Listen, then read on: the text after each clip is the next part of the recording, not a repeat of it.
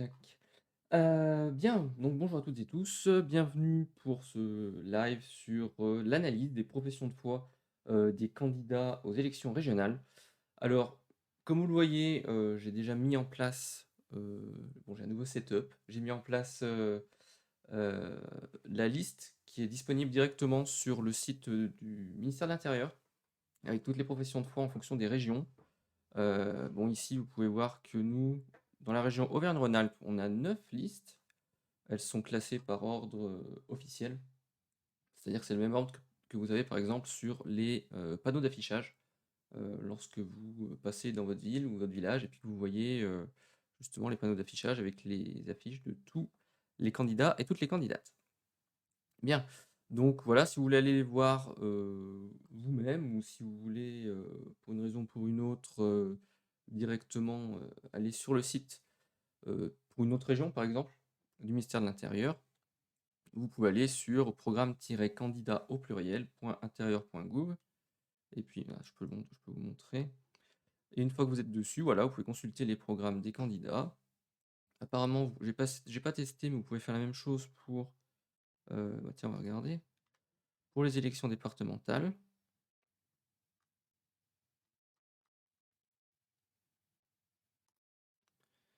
Ouais, bon, OK. Donc là, j'ai mis l'Isère, par exemple et puis, vous pouvez évidemment, comme, je viens de vous le montrer, tac, vous allez là sur élections régionales, Auvergne-Rhône-Alpes, continuer à accéder et là, donc, vous avez toute la liste avec les professions de foi. Alors, vous pouvez cliquer déjà là-dessus pour aller sur, ce cette première page où vous avez en dessous également les listes des candidats avec les noms de tous les candidats pour, tous les départements. Donc on commence par l'Ain évidemment, vu que c'est le premier dans par ordre alphabétique et ainsi de suite, Allier, Ardèche et cetera et cetera. Vous pouvez directement sur cette page-là télécharger également la profession de foi ou, si on revient sur la page précédente, vous pouvez télécharger la profession de foi directement ici. On va donc commencer avec cette liste numéro 1 qui s'appelle Union essentielle. On va regarder ce qu'il propose.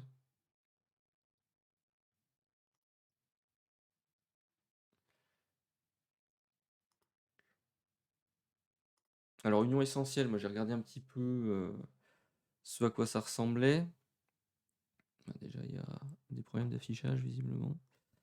C'est un mouvement citoyen, mais quand on regarde un petit peu plus en détail, on voit qu'il y a quand même, des affinités, anti-masques, on va dire, pour être gentil, pour pas dire, conspirationniste ou complotiste. Bien souvent, c'est anti-masques, ils mettent en avant le fait qu'on ait été privés de liberté, ces derniers temps à cause du covid, que les gens ont pas pu, se déplacer comme ils le souhaitaient. Ah bon, déjà on voit, couleur bleue, de manière, générale, c'est vraiment la tonalité qui revient. La petite colombe, colombe de la paix, mais l'oiseau, c'est aussi la liberté, donc la possibilité, de dépasser nos limites. Alors, hello union essentielle, partages-tu mon exaspération? Bonjour Amélie, oui, il est temps bon, je vais pas tout vous lire, mais bon, vous voyez visiblement c'est un dialogue avec Amélie, heu et Amélie, du coup, je suppose que c'est la tête de liste, mais c'est même pas évident, c'est pas mis, c'est la tête de liste régionale, je suppose, mais c'est même pas mis de manière, nette et claire. Tac, là en dessous, ouais, c'est celle qui est en Haute-Loire visiblement.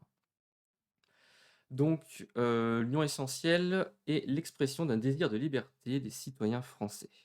Lancée comme une bouteille à la mer par Sheila Gill, ou Gilles, je ne sais pas comment ça se prononce, initiatrice du mouvement, cet appel à la mobilisation a rassemblé en quelques jours des milliers de citoyens.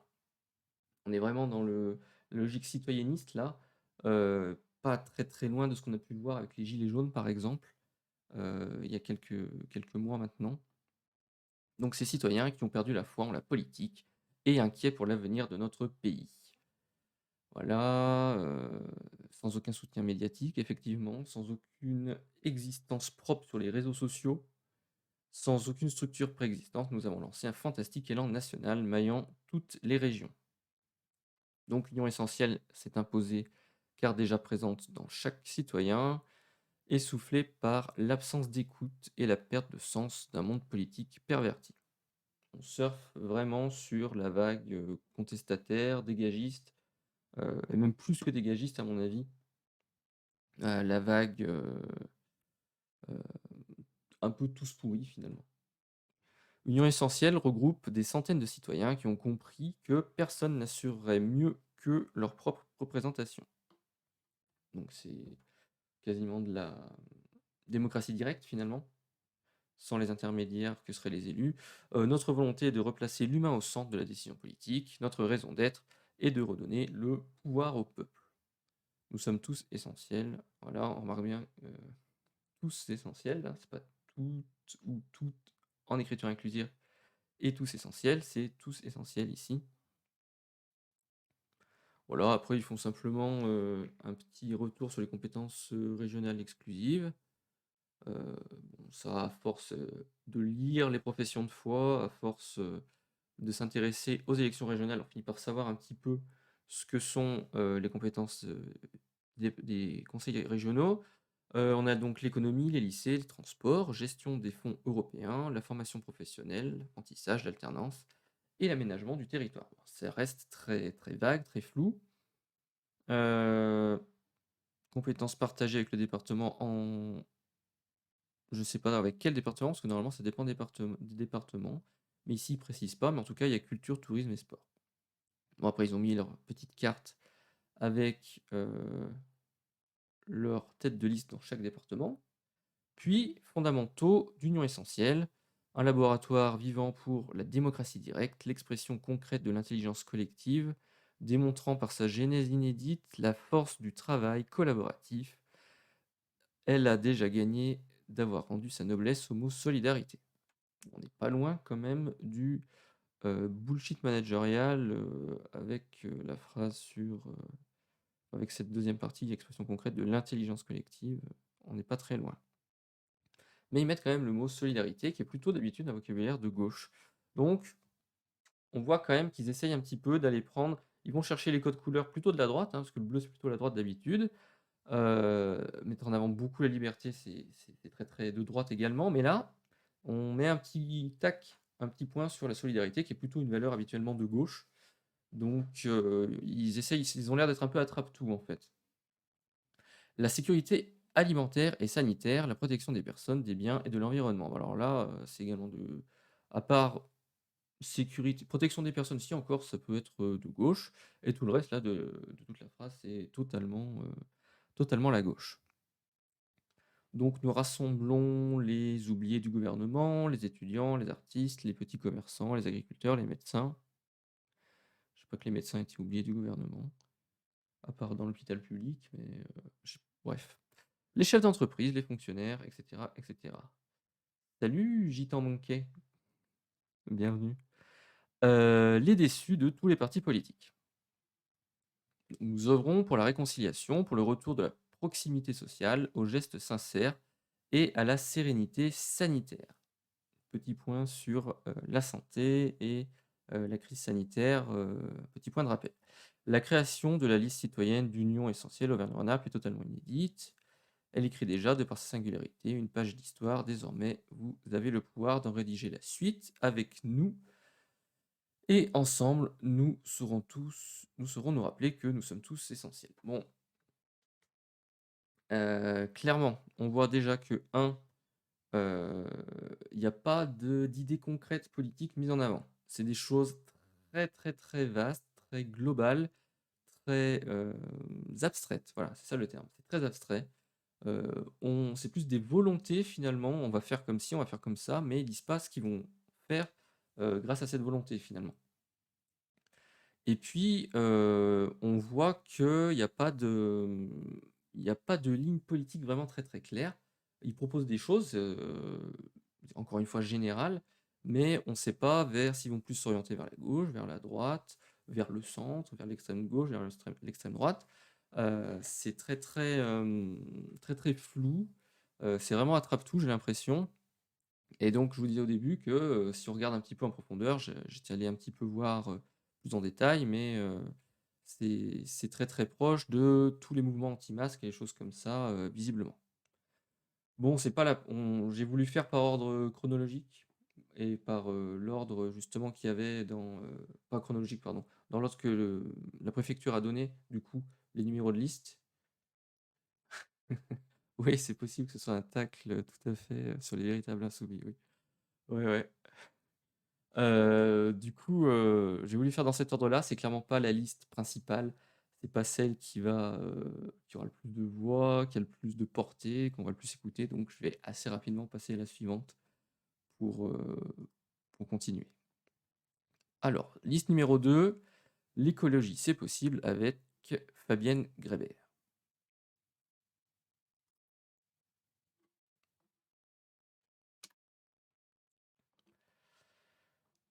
Alors, donc, Fabienne Grébert, c'est la candidate, d'Europe Écologie Les Verts, de même ce qu'eux, ils appellent le pôle écologiste. Alors ici, ils ont mis la farandole de logo, on a Nouvelle Donne, Transition écologiste et citoyenne, le mouvement des progressistes, Allons enfants, MRS, c'est, j'arrive même pas à voir, tellement c'est écrit en petit.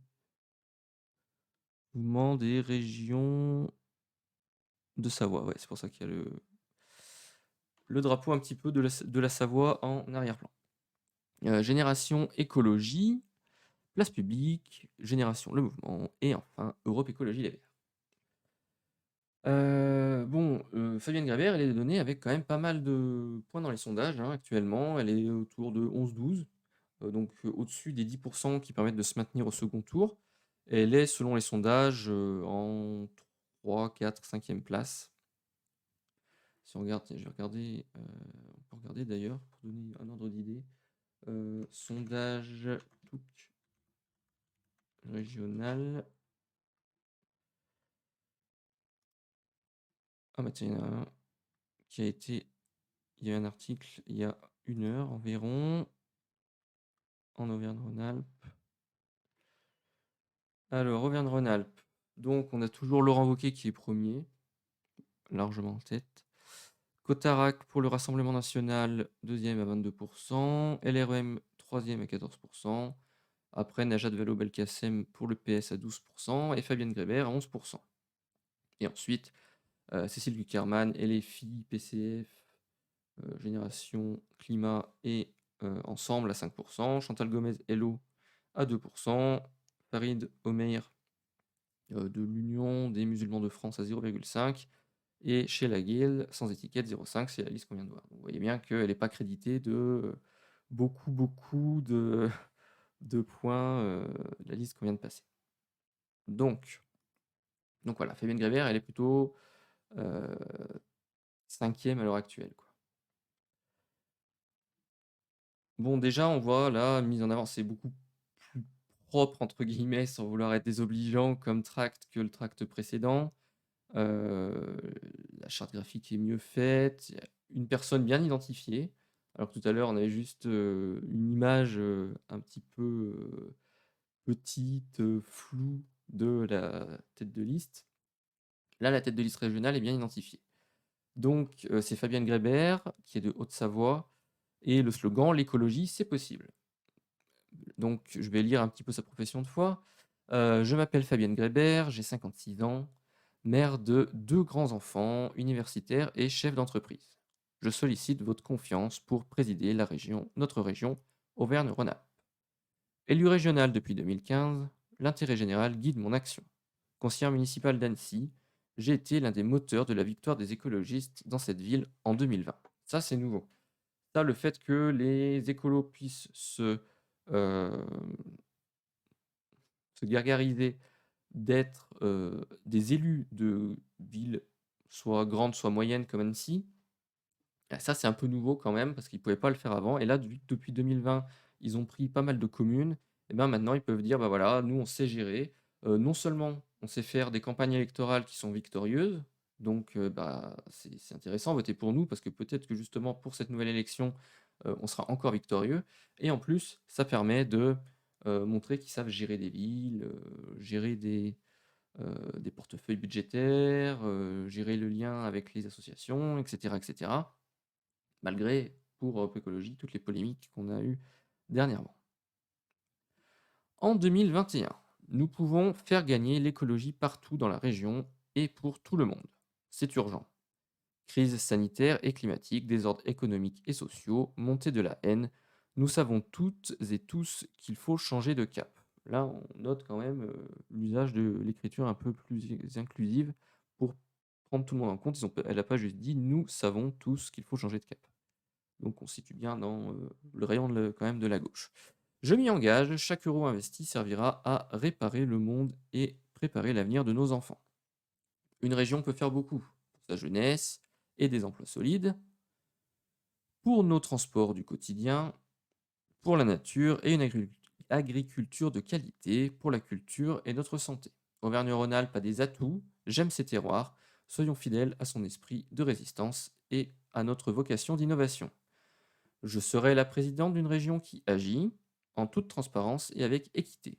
Une présidente qui se bat pour le climat et la justice sociale, qui place les citoyens et la coopération entre les territoires au cœur de son projet. Bon là, vocabulaire de gauche à fond.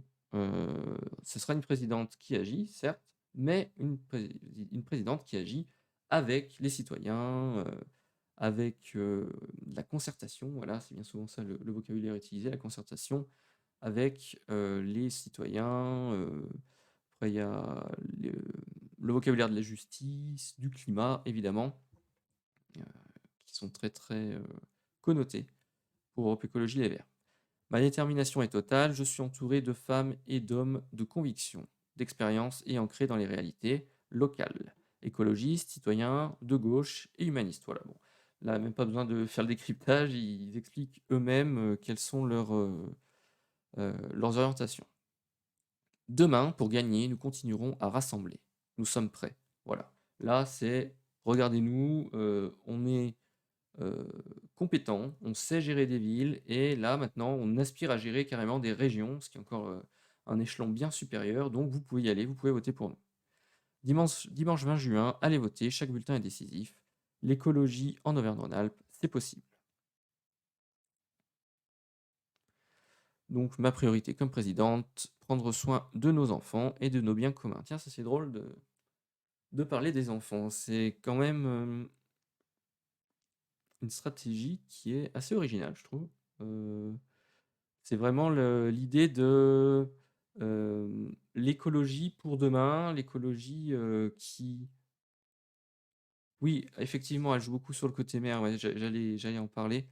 Elle le met dès le début, on voit bien que, hop, dès le début, mère de deux grands-enfants, donc on voit bien qu'elle joue là-dessus. Et là, en plus, ça, c'est carrément dans sa signature à la main, à la fin, sa priorité comme présidente, c'est de prendre soin des enfants, de nos enfants et de nos biens communs. Après, en tant qu'écologiste, ce qui est logique, c'est que l'écologie, c'est pas, enfin, maintenant, c'est devenu une urgence directe, mais il y a encore quelques temps, c'était oui, l'écologie, c'est bien, mais c'est pas une priorité tout de suite, ce sera pour plus tard.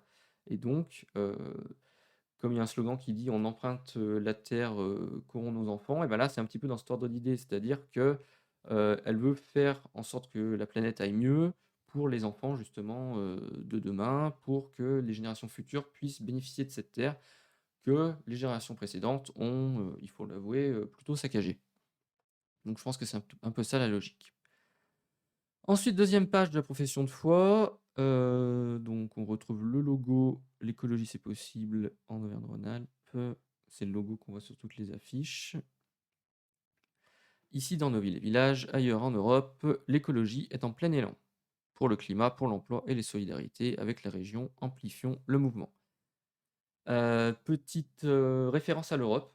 Europe Écologie, c'est dans le nom, mais quand même, hop, on ajoute ça. Les militants, les cadres d'Europe Écologie, évidemment, sont pour plus d'intégration européenne, pour souvent moins de souveraineté à la France, puisque celle-ci serait déléguée à l'Europe. Donc, par exemple, ils sont régulièrement pour une Europe qu'on appelle fédérale, un peu comme des États-Unis d'Europe en quelque sorte, ou pour des impôts européens qui seraient justement gérés à cette échelle-là. Ça les distingue pas mal d'autres mouvements comme la France insoumise notamment. Euh, je peux en parler facilement étant donné que j'en fais partie de la France insoumise. Donc là, il y a vraiment, une différence, c'est que nous, on va pas du tout axer sur l'Europe, ce genre de questions. Et là, c'est aussi une manière, encore une fois, de revenir sur: «Oui, les écologistes, on le vent en poupe, donc votez pour nous». C'est même en Europe le cas où l'écologie est en plein boom, donc suivez le courant un petit peu, suivez la mode, on pourrait dire, si on était un petit peu, piquant. Suivez et votez pour, l'écologie, c'est important, c'est vraiment maintenant qu'il faut le faire. Donc premier truc évidemment qu'ils mettent en avant, c'est, 3,6 milliards € pour la transition. Alors là, ça m'énerve un petit peu cette manière de parler parce que bon, la transition, qu'est-ce que ça veut dire? En soi, ça veut pas dire grand-chose. Une transition, ça peut être, aller c'est d'aller d'un point A vers un point B, de transiter. Là, la transition, les écologistes, pour eux, ça semble évident que c'est la transition vers, plus d'écologie, ça peut être vers plus de solidarité, mais la transition vers la protection de la biodiversité, des choses comme ça.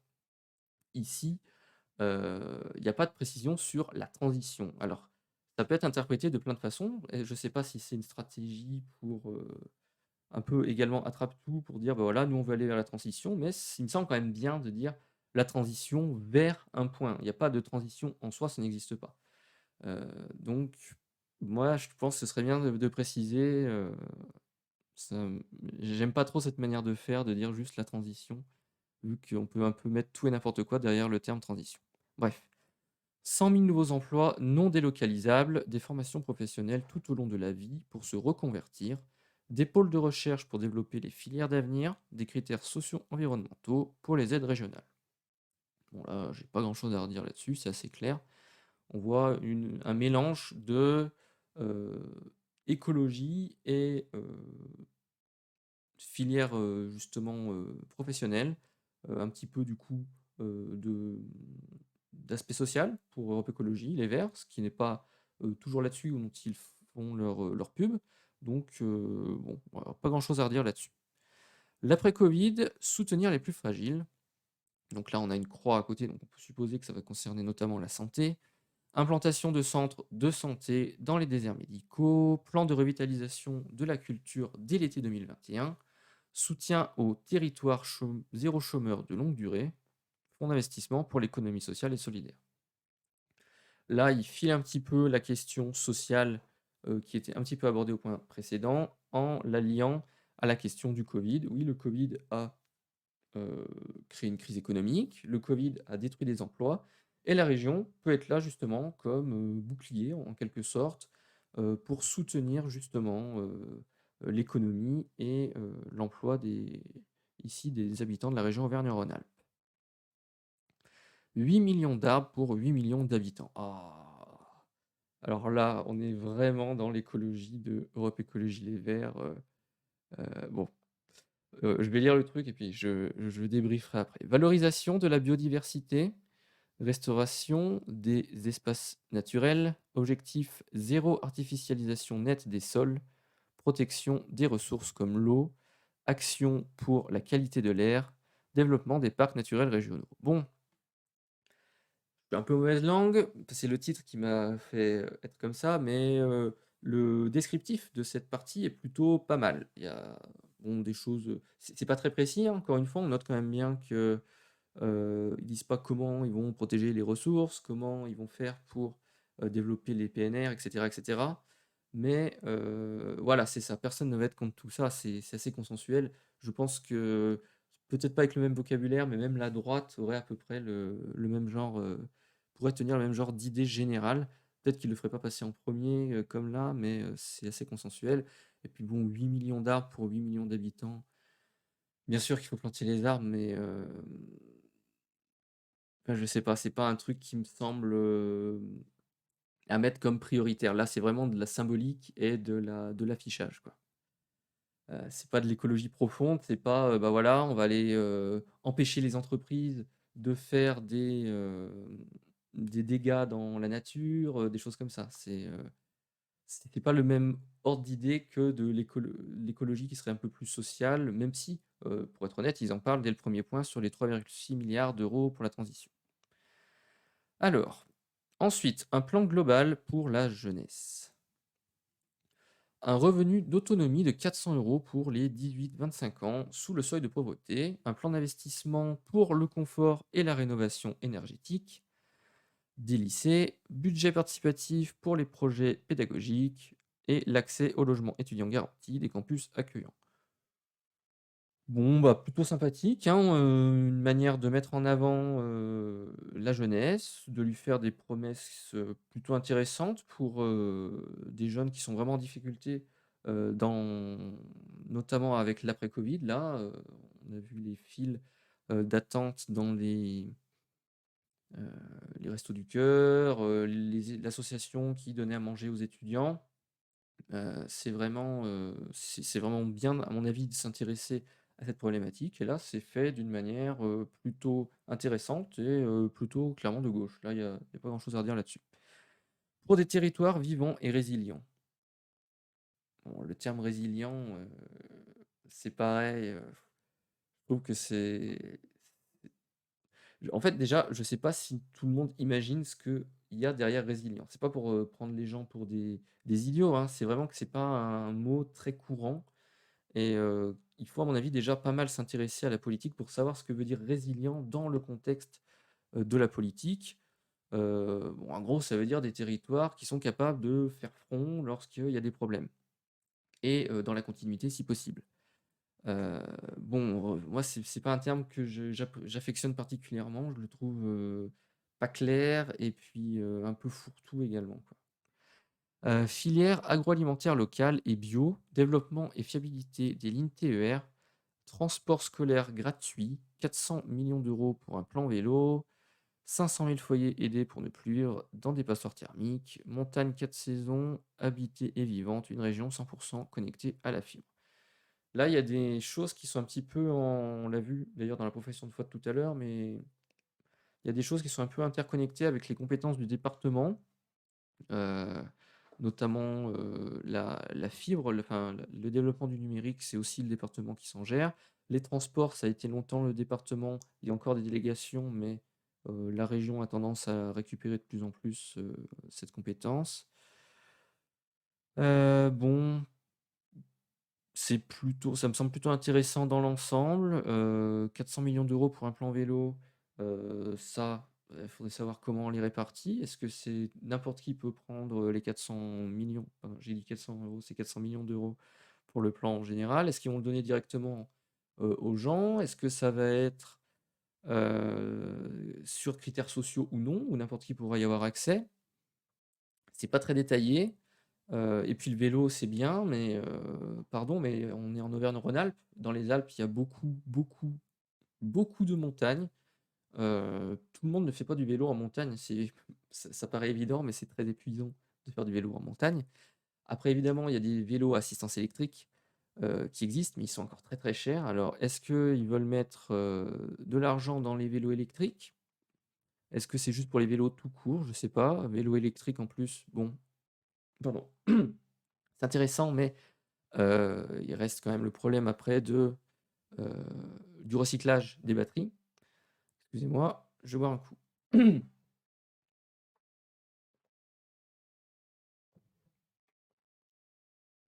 Ah, ça va mieux.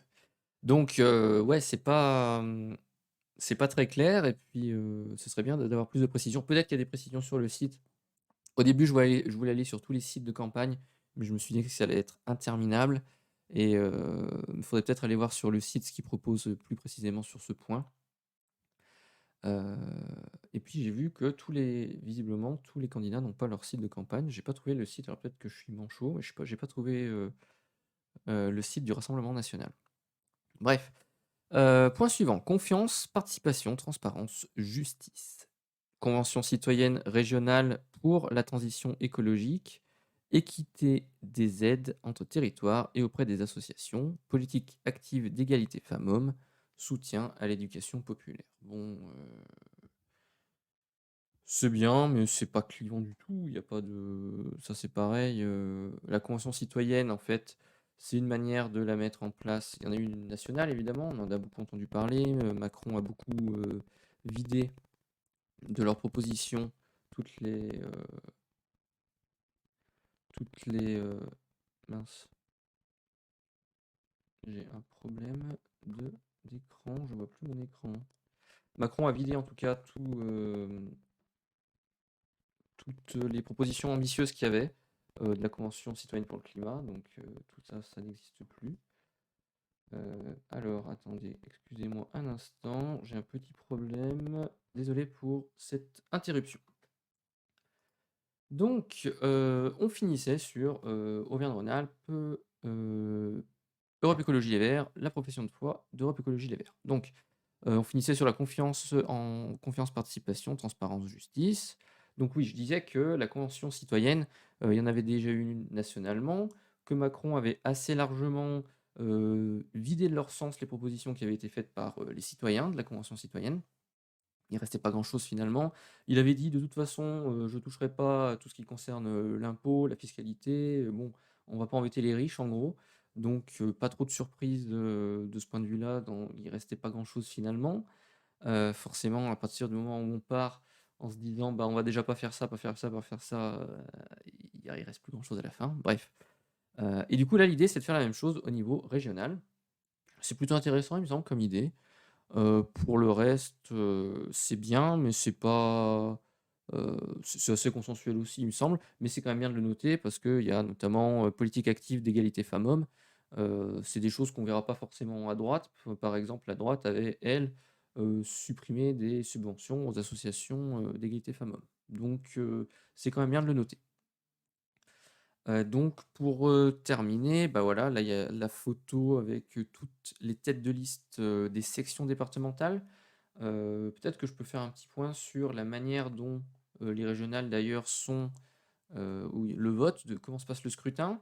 On prend le total des voix dans toute la région et ce total distribue les sièges.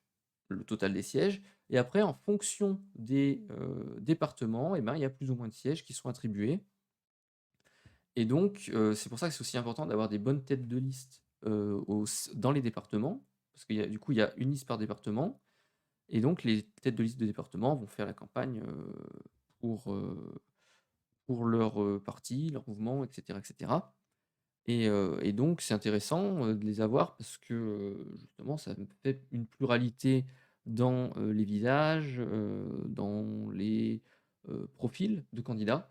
Et ici par exemple, on voit tous les candidats qu'il y a, pour, Europe Écologie Les Verts et ses alliés, le pôle écologiste en Auvergne-Rhône-Alpes. Ils en ont mis, donc ils ont mis une, tête de liste par section départementale.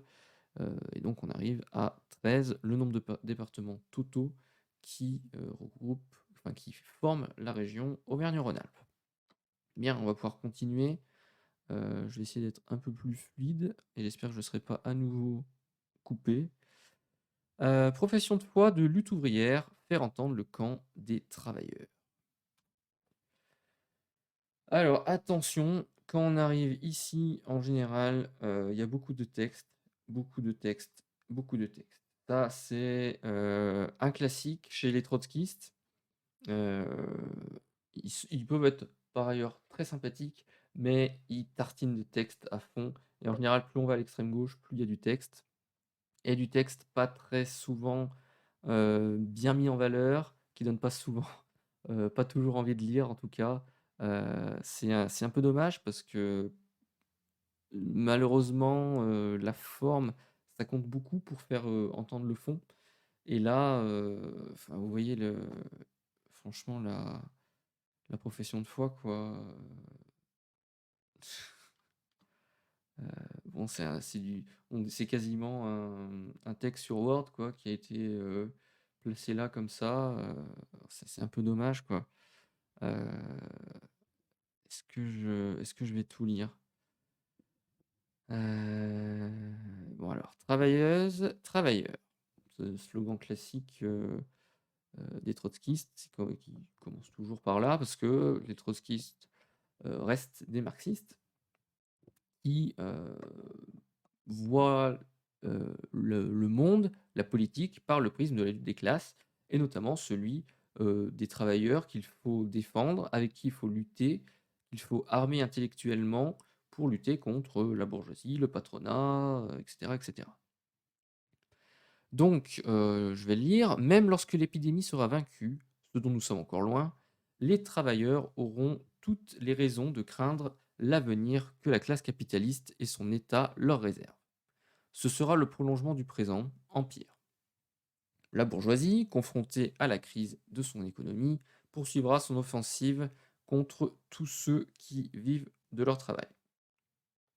Bon là, le vocabulaire trotskiste, vocabulaire de gauche, voire extrême gauche maintenant, bourgeoisie, on l'utilise plus trop, enfin, c'est plus trop utilisé, dans la gauche, radicale, on va dire, on va l'appeler comme ça, qui ne fait pas partie de l'extrême gauche.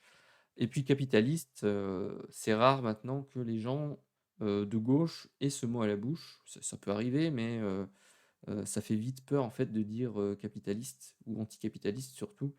Donc pour pas trop faire peur, en général, on évite d'utiliser le mot. On note que c'est contre tous ceux qui vivent de leur travail, pas toutes celles et ceux qui vivent de leur travail. Donc il y a une absence, d'écriture inclusive, même sans parler des points médians, hein, juste de mettre en entier toutes celles et ceux, ça prenait pas plus de place, mais là, c'est pas pris en compte.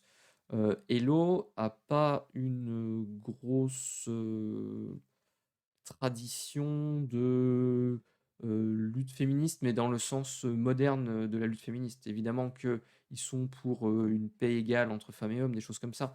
Mais la visibilité, par exemple, en utilisant l'écriture inclusive, ça, c'est pas trop leur combat et donc effectivement, on voit bien qu'ici, il n'est pas représenté, ce combat. Nombre de grandes entreprises font des profits à la f et la fortune de leurs gros actionnaires s'accroît de façon scandaleuse.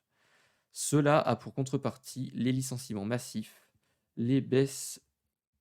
Eh ben, bonjour, Pierre, si tu es de droite, tu es quand même le bienvenu, on pourra, échanger sur, ce sujet si tu veux. Peut-être que tu n'aimes pas l'écriture inclusive ou alors, tu te considères de gauche et tu n'aimes pas l'écriture inclusive, c'est possible aussi.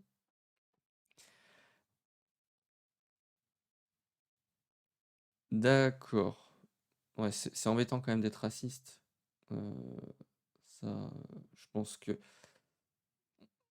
va pas pouvoir trop discuter du coup, on va être trop éloigné si tu dis que tu es raciste, ça va pas être trop possible, quoi.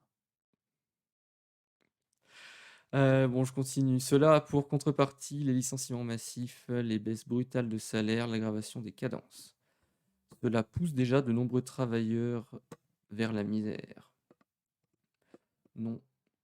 L'enrichissement des plus riches alimente la fièvre spéculative qui menace le monde d'un crash financier. Heu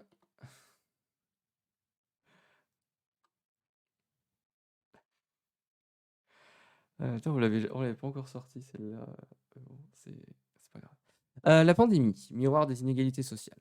Le virus nous menace tous, mais l'égalité n'existe pas dans cette société d'exploitation. Le risque d'attraper le Covid est plus grand pour celles et ceux qui s'entassent dans les transports publics avant d'être regroupés sur les chaînes de production et sur les chantiers, autour des caisses de supermarchés, où le respect des gestes barrières est impossible. Il est plus difficile de supporter un confinement dans un logement exigu et surpeuplé que dans la villa avec jardin d'un quartier huppé.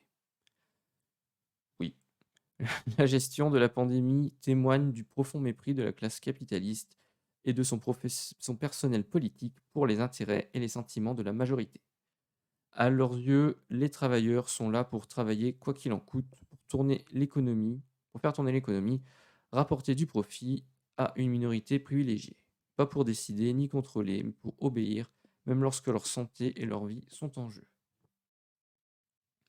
Non, ce ne sont pas mes amis, les nazis, je tiens à te le souligner, Pierre. Bon, alors après, on a la photo des candidats. Je suppose que c'est les chefs, les têtes de liste dans les départements, pour les régionales. Euh, que dire? Mmh, il semble qu'il y ait quand même plus ou moins, OK, plus ou moins de, d'homogénéité concernant, alors attends, hop, on va voir ça tout de suite, tac. Plus ou moins d'homogénéité concernant, la pas la profession forcément, mais le profil des candidats et des candidates ici. Heu, hop, voilà, je vais pouvoir remettre le chat, nickel. Le profil des candidats est relativement, similaire. Donc on voit que c'est des gens il y a pas beaucoup de jeunes, heu, il y a pas beaucoup, de diversité, mais quand même il y a une parité homme-femme quand même qui est bien visible. Bref, franchement, mais faites un effort pour que ce soit, lisible, quoi. Non, mais là non, là, j'abandonne, je vais pas me taper tout le pavé qui a été écrit, comme ça. J'allais directement à la fin. Votez, faites voter pour la liste lutte ouvrière conduite par Chantal Gomez, donc ça, c'est la chef de file, régionale. Refusez de voter pour les politiciens qui veulent gérer le capitalisme et les affaires de la bourgeoisie. Exprimez votre rejet d'un ordre social qui mène l'humanité à la catastrophe. Signé Nathalie Arthaud et Arlette Laguillet. Nathalie Arthaud, qui est la candidate habituelle actuellement de lutte ouvrière au présidentiel, qui est professeure d'économie en lycée, si je ne dis pas de bêtises, et Arlette Laguillet, qui a été pendant des années, depuis les années 70, candidate pour lutte ouvrière, qui a fait son dernier ouais, son dernier, tour de piste en 2007, avant de laisser la place justement à Nathalie Arthaud. Donc voilà, bon, lutte ouvrière, ils sont, pas crédités, de ouf non plus dans les sondages, hein, on l'a vu tout à l'heure, mais ils sont là quand même régulièrement. Ils avaient une liste par exemple au municipal à Grenoble, ils arrivent toujours à être présents, heu, dans les listes, dans les villes même, donc il y a quand même un vrai fond militant, toujours présent, chez Lutte ouvrière, notamment. Tac, alors on va passer à Oralp, la majorité présidentielle avec Bruno Bonnell, qui est donc MODEM, LREM et cetera et cetera. Waouh! Heu, on commence tout de suite avec, en gros plan, heu salut Marion. On arrive tout de suite en gros plan avec la tête, du gars de, LREM, du candidat, hashtag Oralp pour la majorité présidentielle. Donc Bruno Bonnell, il est, déjà député pour LREM. Je crois qu'il est du MODEM, hein, à la base, donc c'est pas tout à fait un macroniste, pur jus. Ils ont appelé ça «pour une renaissance de la région». Alors renaissance, c'était déjà le terme qu'ils avaient utilisé pour les européennes. C'était le terme, qu'ils avaient décidé de mettre en place. C'était intéressant parce que, par rapport à l'Europe, période de la Renaissance et cetera, il y avait tout un aspect religieux là-bas derrière, qu'on pouvait revoir, avec le drapeau européen, il y avait eu une polémique là-dessus sur Mélenchon qui avait dit que c'était un symbole religieux. Bref, c'était assez intéressant, à l'époque et lui, Bruno Bonnell, il a décidé qu'il n'allait pas, faire un point, programmatique clair. Lui, il a fait une lettre. Il a décidé de faire comme ça. Il a fait une lettre et il a également décidé que, il montrerait pas plus que ça, la tête des gens qui étaient avec lui. Donc là, on est vraiment dans une logique, du chef. Le chef qui est, devant et les autres suivent. Il y a pas de niveau intermédiaire, en fait. C'est vraiment, la logique un peu, bonapartiste, on pourrait dire, vraiment du chef devant et les autres derrière, un peu comme c'est comme ça que Macron, a fait sa candidature d'ailleurs en 2017. Alors bon, on voit par contre pour revenir un petit peu sur, la présentation générale, le graphisme, Ici, c'est plutôt propre, hein, au niveau de l'affiche. Heu, on a Bruno Bonnel qui est en gros plan, sur nos écrans, heu, qui est vraiment mis en avant, quoi. Il y a pas C'est pas une photo avec tous les gens qui sont avec lui, par exemple, comme on a pu le voir, pour Lutte ouvrière tout à l'heure. C'est plus comme tout à l'heure, il y avait, sur la première page pour, Fabienne Grébert, c'était comme ça, c'était elle qui était mise en avant et là, c'est un peu pareil. Alors, chères Oralpines, chers Oralpins, donc profession de foi de Bruno Bonnel pour LREM, le MoDem et leurs alliés. À la sortie de la crise sanitaire, l'élection du prochain président de notre région Auvergne-Rhône-Alpes est déterminante pour notre avenir collectif. J'ai l'honneur de vous présenter ma candidature, convaincu que nous sommes à l'aube d'une renaissance de notre territoire. Mon engagement est d'utiliser toute mon expérience, mon enthousiasme, mes compétences et mes valeurs pour animer une équipe de femmes et d'hommes engagés à en relever le potentiel. Cette vision ambitieuse se construit sur le long terme, 30 ans, pour trouver les solutions d'un développement respectueux de l'environnement, d'un meilleur partage social et territorial, des fruits de la croissance et d'une plus grande harmonie entre tous les Oralpins. Bon, là, je viens de lire 3 paragraphes. Il n'y a toujours pas eu de fond sur ce qu'il compte faire vraiment pour la région. On est vraiment dans le macronisme pure souche, où on a des grandes déclarations d'intérêt, mais très peu de fonds concrets derrière. Je comprends toujours pas ce qu'il veut faire en fait. C'est pas clair. Il parle d'une vision sur 30 ans, OK, mais on ne sait pas ce qu'il compte faire, d'ici là. Il dit qu'il a une équipe, mais attention, il ne les met pas en photo, il ne les met pas en avant. Il dit pas qui sont les chefs, les têtes de liste départementales, je vais y arriver, j'arrête pas de confondre chef de file, mais c'est pas grave, avec tête de liste. Les têtes de liste départementales, il ne les met pas en avant, mais il a une équipe, il le précise bien. Bref, je souhaite ainsi que notre ouais, peut-être qu'il faudrait voter ELV pour la fibre, mais je pense qu'il y a d'autres candidats qui le proposent, d'autres listes, mais ouais. Effectivement, ma connexion avait planté et du coup, je suis désolé pour cette interruption de tout à l'heure en plein milieu d'Europe Écologie Les Verts. Du coup, j'ai repris, j'ai fini ELV, j'ai fait lutte ouvrière et là, on est sur, LREM avec, la tête en gros plan de Bruno Bonnel et du coup, je lisais la lettre qu'il faisait et c'est pas c'est pas très concret, on va dire. Heu, ils nous entuber Marion, oui, bah, c'est une possibilité très sérieuse, oui. Oui, oui. Donc je souhaite ainsi que notre région devienne un modèle européen pour la formation, le civisme. Le civisme, alors, hem, ça veut dire qu'à l'heure actuelle, on est incivique? Ça veut dire qu'on n'est pas civilisé? C'est dans quel sens? Ça je sais pas d'où ça sort, mais c'est un petit côté autoritaire quand même, qu'on peut flairer, quoi. L'attractivité économique, le tourisme, la culture et l'énergie décarbonée. Voilà, il parle pas d'écologie, il parle d'énergie décarbonée. Parce que, probablement qu'il est, pro-nucléaire et que c'est mieux de le dire comme ça, plutôt que de dire qu'il est pour le nucléaire, quoi. Cette ambition se double d'une attention au quotidien et aux urgences. Dans les 30 premiers jours de notre mandat, nous agirons pour que personne ne reste au bord de la route. Investissement immédiat historique en faveur de la relance du tourisme. Alors là, le tourisme, c'est intéressant parce qu'effectivement, dans la région, on a beaucoup de tourisme, hein, surtout alors moi, je connais plus le côté, dans les Alpes, donc en Isère, on a beaucoup de montagnes, on a aussi des très beaux paysages, de lacs, on a le lac de Paladru, donc il y a beaucoup de choses à faire.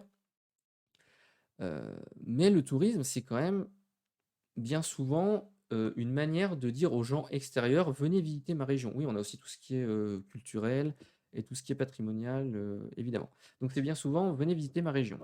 Heu, Sauf que tout le monde n'a pas les moyens. Alors, on peut considérer à la limite que tant que ça reste en France, on peut avoir les moyens d'y aller, mais après il faut encore avoir l'argent pour, faire les activités et bien souvent et ça Wauquiez, il a mis l'accent dessus pendant son mandat précédent.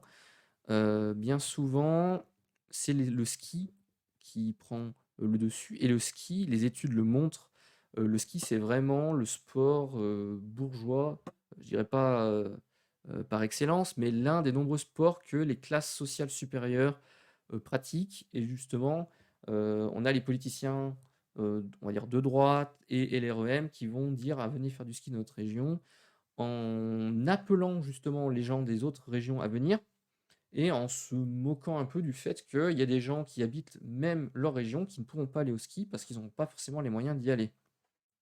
Et le ski, il faut bien voir que, a fortiori avec la politique de Laurent Wauquiez, c'est particulièrement, polluant pour plein de raisons et notamment Laurent Wauquiez qui utilise des canons à neige pour, que les, pistes de ski soient suffisamment enneigées, sinon elles ne le sont pas forcément suffisamment et les canons à neige, ben, ça utilise de l'eau qui est pas utilisée pour, d'autres choses, c'est pour, par exemple, des plantations. Ça utilise, de l'énergie, bien évidemment. Enfin bref, c'est vraiment anti-écolo et Laurent Wauquiez, lui, il y va, à fond, là-dessus. Heu et du coup, c'est vraiment une autre vision, en fait, de la société que pourrait porter la gauche, y compris, là, je vais inclure Europe Écologie Les Verts. Bref, après le tourisme, des activités sportives et culturelles, meilleure protection de nos agriculteurs face aux aléas climatiques. Ouais, pas en général meilleure protection parce que, par exemple, le glyphosate, ça, ils l'ont pas arrêté les REM, donc on va pas en parler, tu vois? Les aléas climatiques, on fait pas non plus grand-chose pour les changer. Ils mettent des choses, en place. Ils disent: «Pour la protection des agriculteurs face aux aléas climatiques», mais ils disent pas qu'ils vont essayer de changer les aléas climatiques. C'est quand alors que bon, ils sont actuellement au pouvoir nationalement et lui, il aspire à être au pouvoir, dans la région. Je suis d'accord avec toi, mais la gauche et les écolos vont-ils interdire les canons à neige et cetera? Je ne crois pas.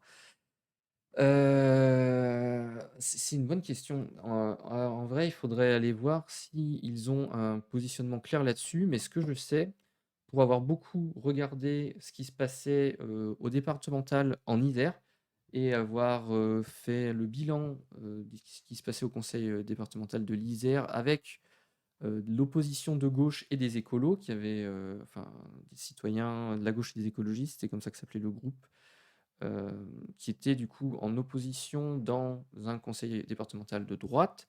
Eux, ils étaient vent debout contre les canons à neige. Je sais que par exemple, comment elle s'appelle? Corinne Morel-Darleux, qui est une élue, qui était au PG, à la France insoumise, elle les a quittés depuis, mais Corinne Morel-Darleux, qui était au conseil régional, donc comme élue, était vent debout également contre les canons à neige. Donc ce que je peux te dire, c'est que, idéologiquement, ça, c'est clair qu'ils sont contre les canons à neige.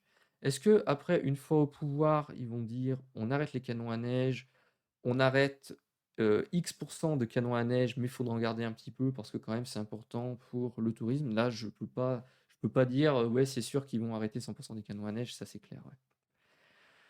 Ou alors ce sera progressivement, ça se fera sur plusieurs années parce qu'il y aura forcément, une pression et un lobbying, de tout ce qui est, tourisme, de tout ce qui est, les gens qui vivent du tourisme, hein. Parce que les stations de ski, c'est évidemment les gens qui louent, qui vendent du matériel, qui, font payer les stations, leur entretien, qui font aussi, c'est aussi les gens qui ont des restaurants, qui ont des hôtels en station, donc ça fait beaucoup une grosse manne financière tout ça, quoi.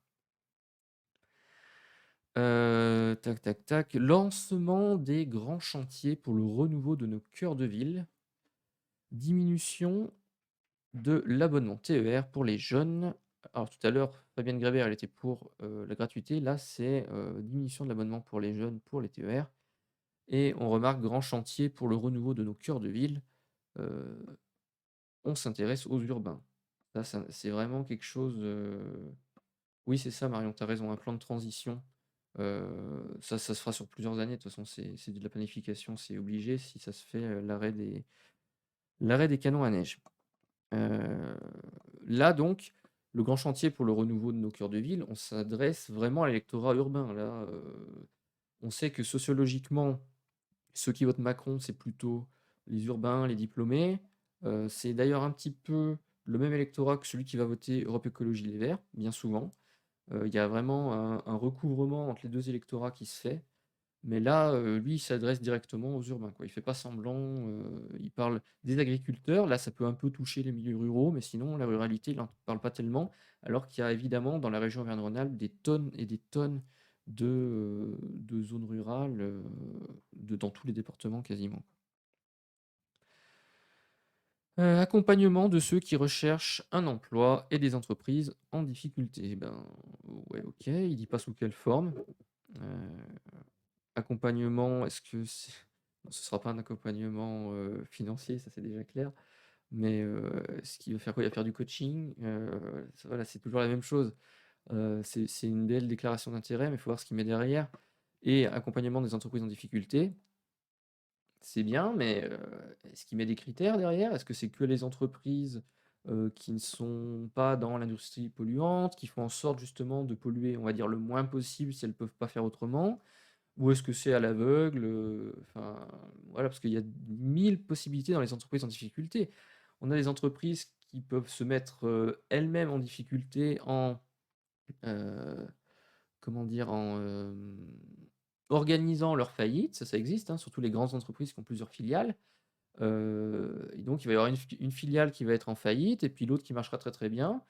Sauf qu'on va pas prendre l'entièreté de l'entreprise en compte, on va prendre juste les filiales. Donc forcément, oui, il y en aura une en difficulté. Et est-ce que ce genre d'entreprise pourra avoir accès à hem, accompagnements financiers? Ben, faudra voir, quoi. Parce que là, il dit accompagnement, il précise pas de quelle nature. Est-ce que c'est financier? Est-ce que c'est du soutien administratif? On ne sait pas. C'est très flou encore une fois. Mon expérience de gestionnaire et d'entrepreneur m'ont appris que chaque sortie de crise est l'opportunité d'un nouveau départ. Uni, un groupe solidaire surprend toujours par sa puissance. D'accord. Je sais pas vraiment ce que cette phrase vient faire ici. Il y a pas vraiment de fond derrière, c'est juste, l'union fait la force, voilà. Il y a pas plus Il n'y a pas plus pertinent derrière, quoi. Mon projet est donc de bâtir ensemble une région prospère, équitable et fraternelle pour une renaissance de notre région oralpine. Bruno Bonnel. Ok, bon, en dessous, on voit les logos des partis qu'il soutient. Donc, bon, c'est le centre, on va dire, de manière générale, ou le centre droit. Euh, le projet de bâtir ensemble une région prospère, équitable et fraternelle. Ça m'a fait penser, il faut que vous alliez voir si vous l'avez pas vu, la vidéo de Marlène Schiappa, qui était en soutien à un candidat là, vous tapez malaise Marlène Schiappa, vous allez voir, c'est vraiment hilarant et en même temps, j'étais vraiment mal en regardant la vidéo. Donc tapez ça sur Google ou sur votre moteur de recherche, vous verrez, c'est assez drôle. Ce que j'avais quand même envie de faire pour lui, c'est d'aller voir son site de campagne. Parce que j'y suis allé, hein, déjà, j'ai fait mes devoirs avant de faire le live, et je dois avouer que son site de campagne, il a quand même de la gueule. Là, je ne veux pas dire le contraire. La profession de foi est vide, mais si on s'intéresse un petit peu à si on va chercher l'information derrière, ce que tout le monde ne fera pas, et ben, c'est quand même, plutôt bien foutu. Mon projet de réunir des femmes et des hommes engagés, bon, c'est exactement ce qu'il disait dans sa profession de foi. Et surtout, ce que j'ai trouvé bien, attention, je fais pas souvent des je fais pas souvent allez, des compliments à LREM, c'est qu'il y a un petit peu une originalité dans la manière de décrire son programme. Là, lui, son angle, c'est 30 jours, 30 mois, 30 ans. Voilà ce qu'on va faire dans les années à venir. Et là, j'ai trouvé ça original de faire un petit dessin, heu avec justement, ce que je compte faire, bon, c'est pas, ouais, il a plutôt une bonne tête, oui, je suis d'accord et il est bien croquis en dessin. Il est très simple à faire, du coup, ça marche bien, je trouve. J'ai trouvé ce truc plutôt bien fait, je dois avouer. C'est original. Après, c'est un peu foutraque parce qu'il y en a un peu dans tous les sens. Mais si on regarde un petit peu, voilà, ouais, on voit EPR nouvelle génération, voilà, c'est ce que je disais tout à l'heure. On est vraiment dans, l'idée du nucléaire, ça, c'était bien ça du coup, quand il disait l'énergie décarbonée. Mais c'est assez bien fait, j'ai trouvé ça assez joli. Heu, il y a peut-être de quoi s'inspirer en faisant quelque chose de plus, de plus engagé politiquement, j'avais envie de dire. Parce que là, c'est des encore une fois, c'est des grands termes. Dans le civique, c'était le service national universel, OK, le SNU. Ça, c'est le truc de Macron pour les jeunes, parce qu'évidemment les jeunes, ils sont pas civiques, donc il faut les envoyer faire un service national universel. Alors que c'est bien connu, tous les anciens sont, des exemples, de civisme. Bref, bon, je vais pas rester plus longtemps non plus sur lui. Je vais pas faire tout un live sur, Bruno Bonnel, mais c'était plutôt intéressant. Najat Vallaud-Belkacem, l'alternative en Auvergne-Rhône-Alpes. Alors, elle, je n'ai pas du tout regardé ce qu'elle proposait. Elle, elle a fait une lettre aussi, comme Bruno Bonnel. Tac. Alors, bon, on voit déjà, elle s'est dit: «Tiens, on va faire une petite typographie, pardon, une petite typographie un peu originale». Alors effectivement, c'est original, mais moi, je trouve que c'est un peu moche, pour, pas dire, des choses, plus désobligeantes, mais ça fait un peu enfantin, en fait. Ça fait pas très sérieux, je trouve, mais bon, ouais.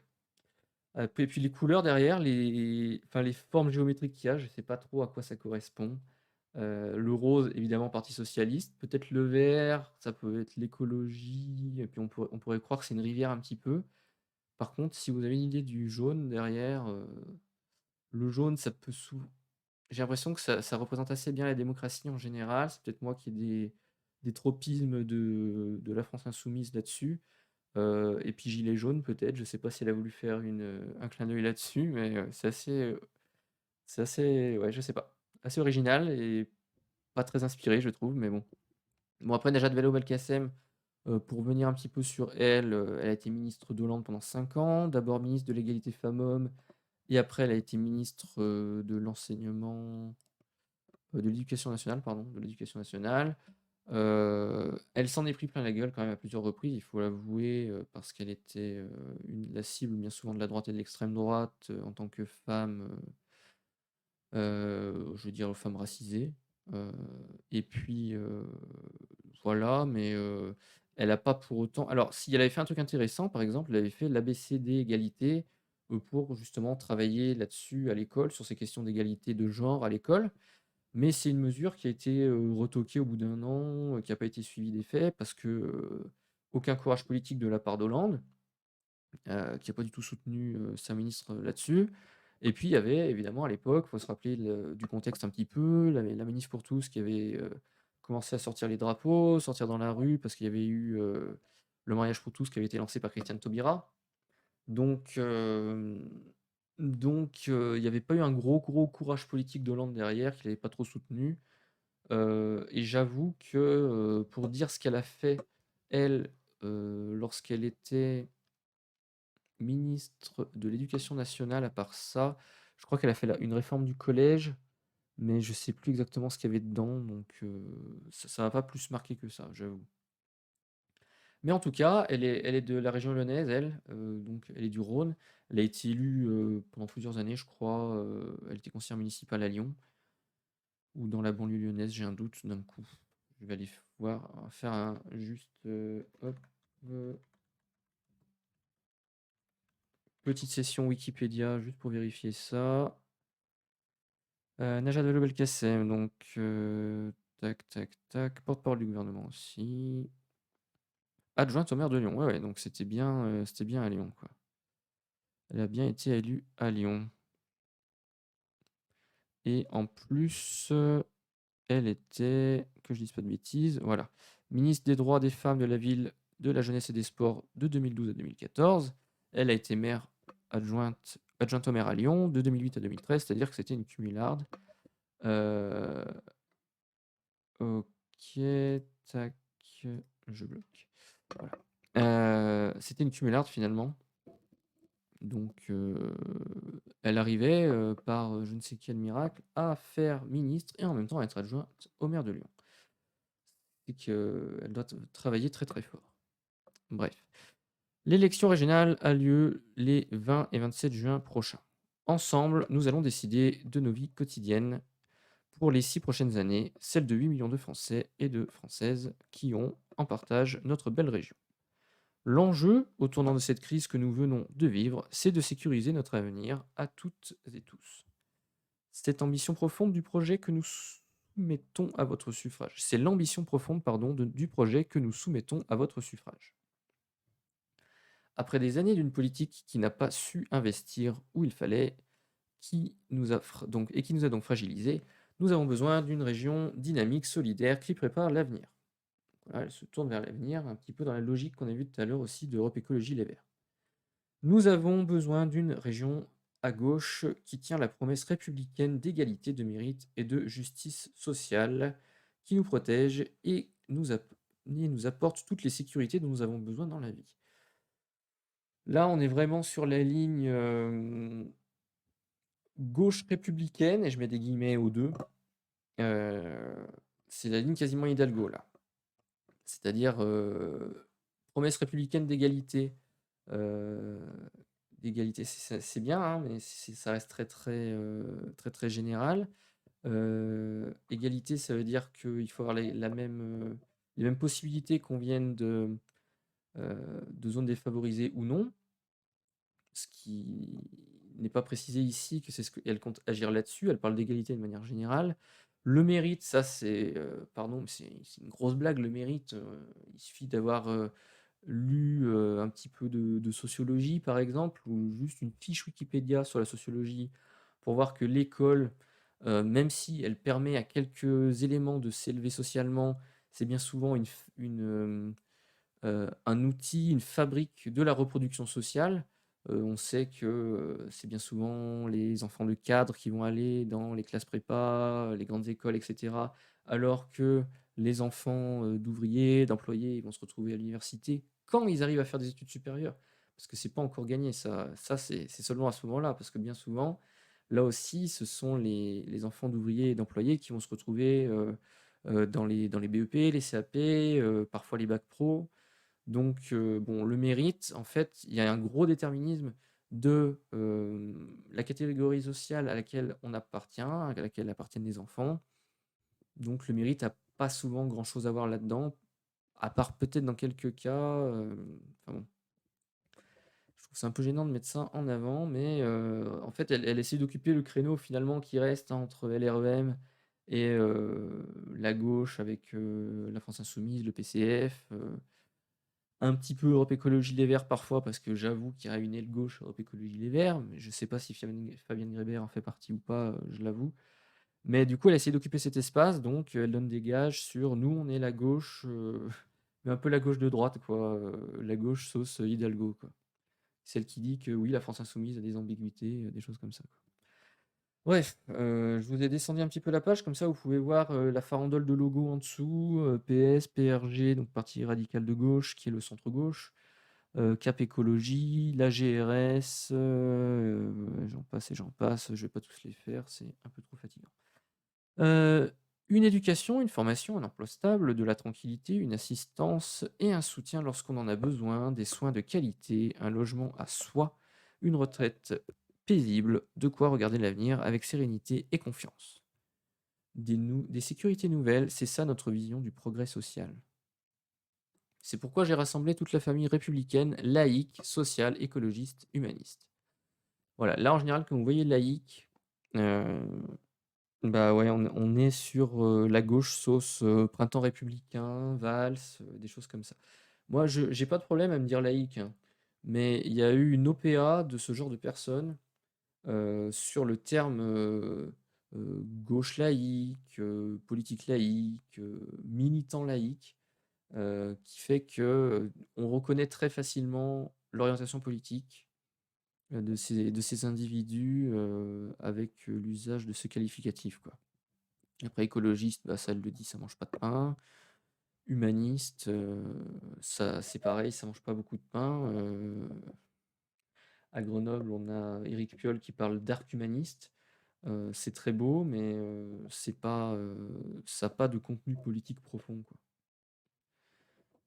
Bon, Et en plus, je le souligne au passage parce que je suis engagé également dans, les combats, pour, la condition animale, humanistes du coup, ça recouvre pas, ce qu'on appelle les animaux non humains, donc, les animaux en fait, dans le langage courant. Donc, ça exclut un petit peu, ça exclut un petit peu le vivant en fait de la formulation, quoi.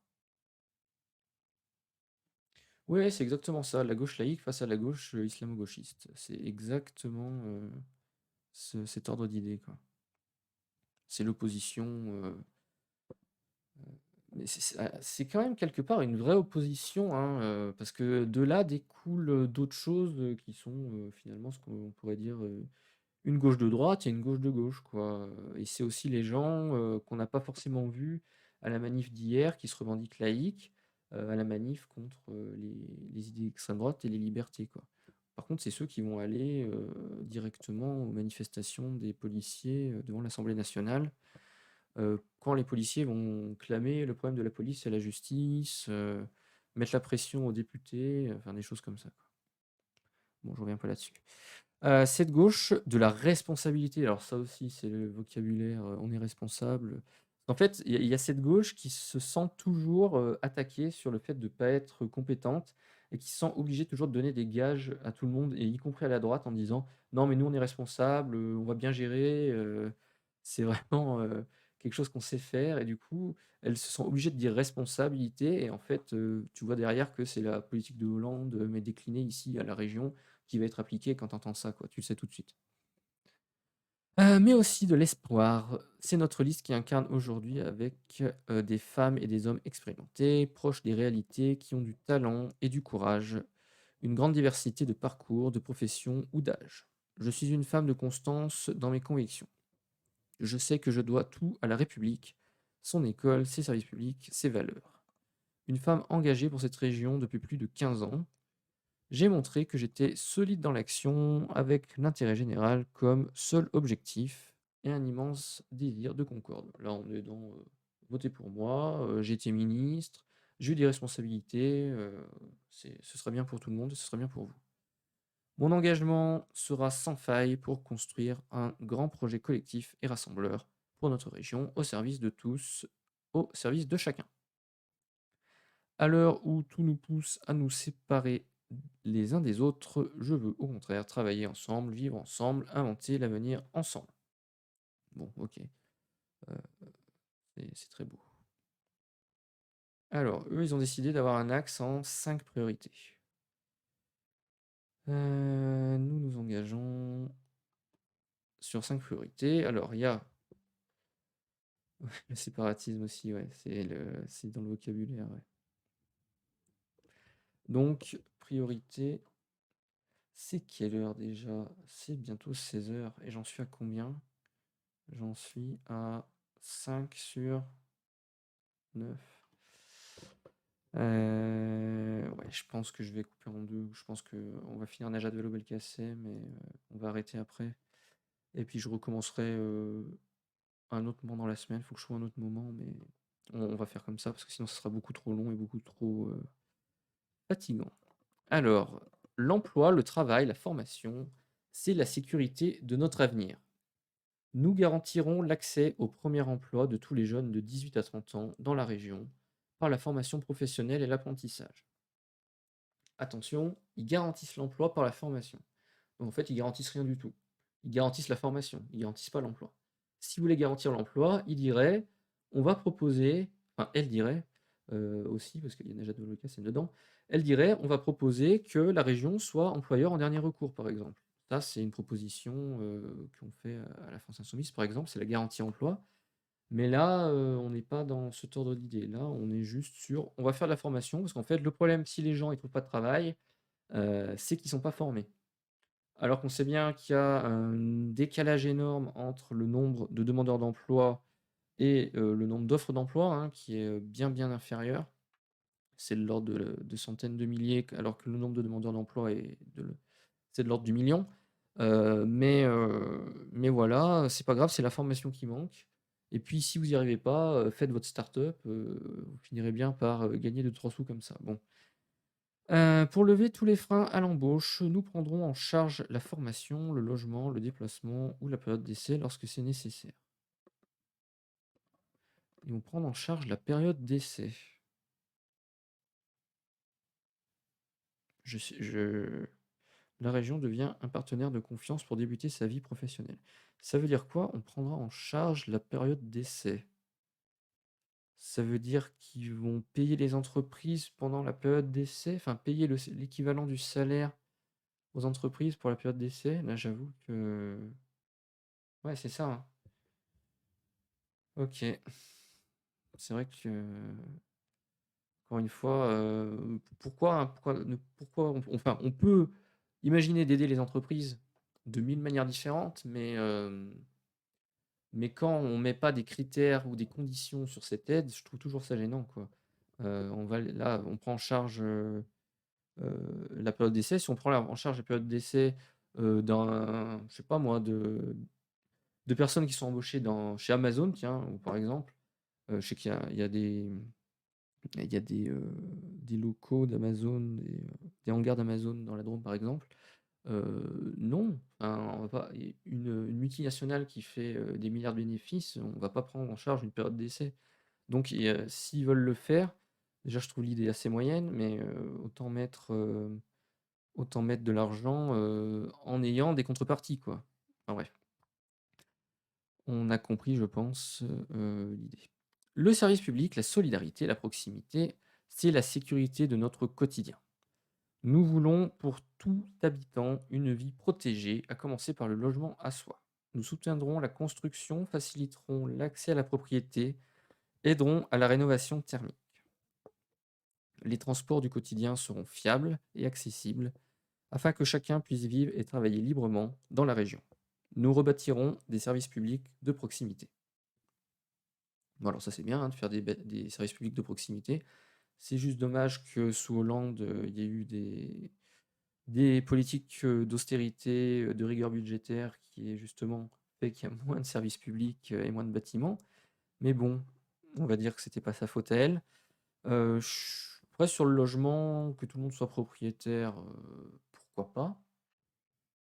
Mais, dit comme ça, moi j'ai l'impression que nous soutiendrons la construction, ça va être des partenariats avec des grandes entreprises du BTP quoi. Ça va être Vinci, et cetera et cetera, si c'est ça. Je sais pas si encore une fois, il y a 1000 manières de faire les choses, hein. Si c'est donner, je sais pas, des crédits, d'impôt aux gens qui veulent accéder à la propriété, aux ménages, pourquoi pas? Et encore, on pourrait mettre des conditions, de revenus, encore une fois.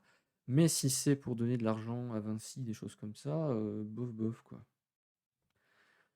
La sécurité, le soin, la prévention, c'est la sécurité de nos vies. Nous garantirons que chaque citoyen de notre région grandisse, vive et vieillisse en bonne santé où qu'il habite, quels que soient ses moyens. Oui, tout à fait, Marion, après les avoir détruits en plus, oui. Ça, c'est on utilise de l'argent public pour, que le privé puisse bâtir des bâtiments sur parfois d'anciens, bâtiments publics qui étaient alors, pas forcément, extraordinaires, hein, parfois vétustes, hein, mais il peut aussi y avoir une manière de retaper ces bâtiments plutôt que d'utiliser le privé pour reconstruire par-dessus, quoi. On a vécu ça, par exemple, à la Villeneuve, à Grenoble, par exemple.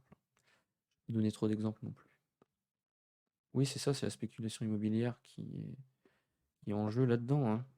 Et là, c'est encore une fois là qu'on voit que c'est bien la gauche qui a mis du capital et des patrons et des grandes fortunes et de tous les gens qui ont les moyens, quoi, tous les dominants.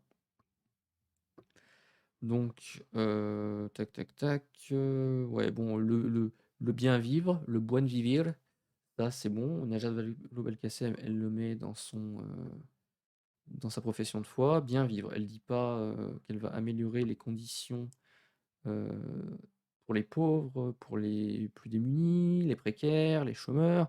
Elle dit il faut qu'on vive bien. Il faut qu'on ait, je sais pas, Chacun aura accès à un soignant à 15 minutes, un spécialiste à moins d'une heure. Nous créerons des lieux nécessaires, nous formerons les femmes et les hommes dont nous avons besoin.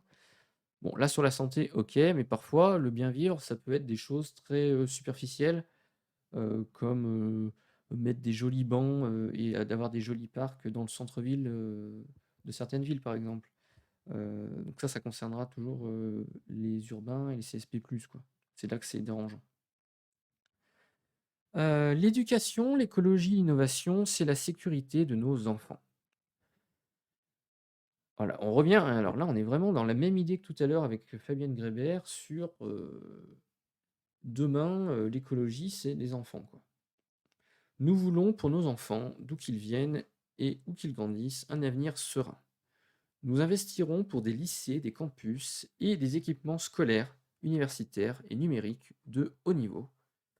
Face à l'urgence climatique, nous investirons massivement dans la transition écologique de nos modes de vie et de production. Nous soutiendrons la recherche et l'innovation qui inventent l'industrie et l'agriculture de demain. Bon, pas de point sur, par exemple, la région a la compétence, de la restauration scolaire. Pas de point sur la baisse, heu, des protéines carnées. Quand on sait que, heu, justement, la consommation de viande, et l'industrie de la viande qui va avec, c'est un gros émetteur de gaz à effet de serre. Bon, mais c'est vraiment, tu vois, on peut pas être totalement en désaccord avec ce qu'elle dit, mais ça reste très «SOSDEM» quoi, entre guillemets. Heu, ouais, c'est ça. Les enfants n'auront pas de boulot, mais ils auront des pistes cyclables. C'est exactement ça, c'est la gauche piste cyclable, quoi. On est vraiment là-dedans, quoi. Heu, puis après, la dernière phrase: «Nous soutiendrons la recherche et l'innovation qui inventent l'industrie et l'agriculture de demain». Ça veut dire quoi? Ça veut dire qu'on va encore, développer, des nouveaux, pesticides qui vont dézinguer, la faune et la flore? C'est ça la l'innovation qu'on espère, quoi? Enfin, ouais, je suis un peu mal à l'aise avec ce avec ce passage, franchement, ouais, bon. La République, la justice, l'égalité, c'est la sécurité de notre cohésion. Nous défendrons la tranquillité publique, la sécurité du quotidien, le respect de la laïcité et des valeurs de la République partout, dans les transports publics comme dans les lycées, dans les grandes métropoles comme en milieu rural, en créant les moyens humains de la sécurité et du civisme. Vous le sentez là, la pente droitière, dans ce dernier paragraphe? Nous garantirons la transparence et l'équité des décisions publiques régionales. Ah ouais, non mais là, c'est chaud quand même, hein. Plus de sécurité, ça c'est le petit côté, tiens, je vais essayer quand même d'attraper les gens, qui croient encore un peu de gauche, mais qui commencent à partir sur la droite, qui pourraient quasiment être, amenés à voter Wauquiez, s'il fallait faire barrage, des choses comme ça. Enfin, on est vraiment dans, ouais, dans la gauche de droite. Là, on a les 2 pieds dedans, hein. Alors, mais parler de république à tout bout de champ, de laïcité, on créera les moyens humains de la sécurité et du civisme. Ah, franchement, ça me fait peur cette phrase. Ça veut dire plus de comme Valérie Pécresse veut faire là, mettre, ou Laurent Wauquiez aussi peut-être, créer une police en fait régionale en quelque sorte pour avoir, encore plus de policiers partout, elle dit pas plus de caméras, mais ce serait possible finalement, encore plus de caméras de partout, elle dit moyens humains, mais bon, moi j'entends plus de policiers, plus de gens, qui surveillent, dans les gares, dans les trains, c'est ça que j'entends quand elle dit ça, quoi. Devant les lycées, pourquoi pas bientôt dans les lycées, hein, on pourrait bientôt mettre, des policiers, régionaux, dans les lycées, quoi, quand on prend cette piste-là, quoi. Enfin bon, on va terminer. Ne nous laissons pas voler nos valeurs et notre avenir. Votez! Faites voter autour de vous, pensez aux procurations. Retrouvez notre projet, nos candidats, blablabla. Tac, c'est quelle heure? Allez, pour finir, on va aller quand même sur Aura Alternative. Juste. Tac. Voir à quoi ressemble son site.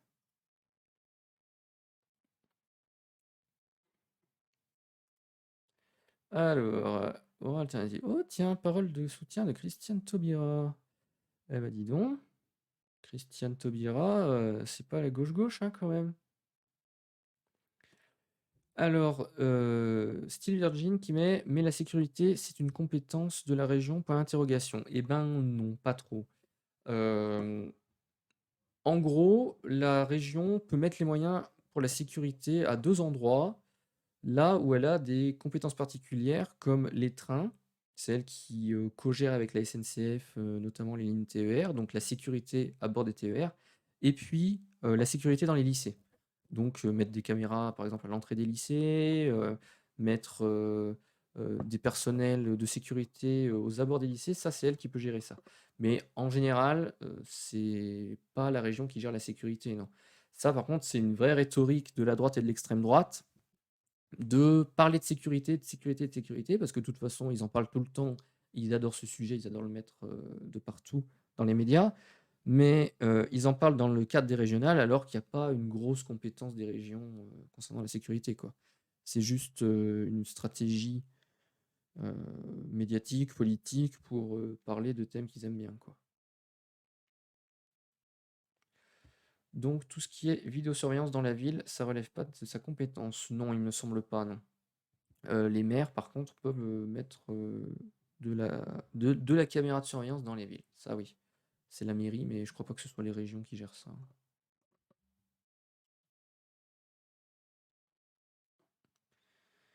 Alors, notre candidate, donc il y a quoi? Il y a un plan sur, bon, le site est original, il est pas dégueu. Bon, ça, c'est la même, chose en plus détaillé, je crois, que sa profession de foi, sa lettre de la première page de la profession de foi.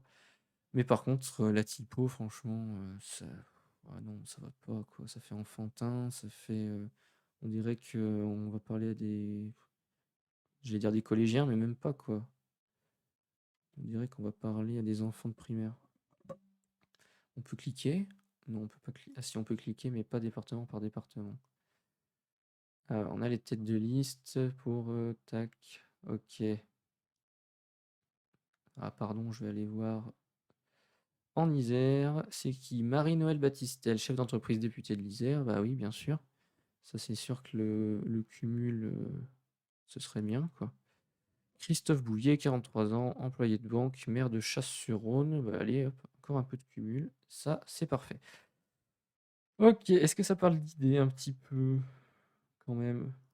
Ou on a juste les gens qui soutiennent la liste, Taubira, les candidats, meeting, bon, ça c'est les infos.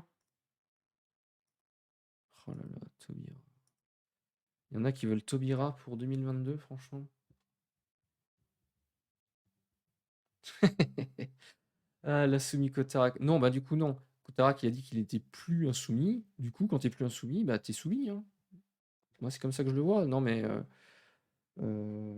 Kotarak, j'évite de le citer d'habitude, hein. Là, je suis obligé de le citer parce que t'en parles, hein. Mais franchement, si je peux éviter de le citer, je le fais largement. J'ai pas envie de lui donner de la pub. C'est vraiment, c'est vraiment puant ce qu'il a fait en 2019, juste avant le premier tour, juste avant les élections européennes, quoi. Ce qu'il a fait, c'était vraiment dégueulasse et pour moi, ce gars, il a pas de face, quoi et en plus, il s'est pris une torgnole aux dernières, élections, municipales. Il a pas été élu, alors qu'il était là il candidatait pour être, maire de la métropole, du Grand Lyon et ben, finalement, il a pas été élu, bien fait pour lui. Mais, là, il va être élu, là, par contre, là, oui, là, il aura son poste qu'il attend depuis tant de temps. Oui, il a senti le vent tourner, oui, enfin, le vent tourner. Il a senti qu'il y avait, actuellement, un gros créneau possible pour le Rassemblement national, donc ouais, il s'est engouffré dedans, quoi, mais bon, on verra en 2022, hein. Encore une fois, peut-être que le vent tournera à ce moment-là, moi je le souhaite, hein. si le vent il retourne en 2022 et qu'il tourne à gauche, Cotarac, et bien il va sentir que le vent a tourné et là il pourra plus revenir, quoi. Mais bon, ouais, donc je reviens juste sur là, Taubira, il y en a qui l'appellent à se présenter en 2022. Taubira, du coup, elle soutient Najat Vallaud-Belkacem là, la la gauche de droite encore une fois, c'est pas très, très, disruptif tout ça, hein. Franchement, Taubira, bon, c'est vrai qu'elle a fait une loi importante, hein, avec le mariage pour tous, mais à côté de ça, tout ce qu'elle a proposé, je vais vous le partager. Un article super bien de Frustration, le magazine, qui concerne Taubira et en fait, il reprend, tac, c'est là.